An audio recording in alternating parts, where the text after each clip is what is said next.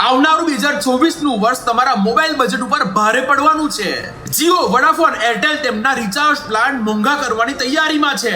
એટલે કે જે રિચાર્જ પ્લાન તમે આજે 299 રૂપિયાના કરી રહ્યા છો એ જ રિચાર્જ પ્લાન હવે 339 અથવા તો 349 રૂપિયાના થઈ જશે.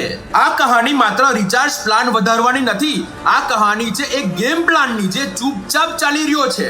કારણ કે કંપનીઓને સારી રીતે ખબર છે કે એક પણ માણસને, નાનો હોય મોટો હોય કે ગરડો હોય, એક પણ માણસને સહેજ પણ મોબાઈલ વગર અથવા તો ઇન્ટરનેટ વગર ચાલતું નથી. ક્યારે પણ વિચાર આવ્યો છે કે એક સમયે જે જીઓના પ્લાન આપણે એકદમ ફ્રીમાં વાપરતા હતા એ જીઓના પ્લાન આજે કેટલા વધી ગયા છે અને હજુ તો વધવાના છે.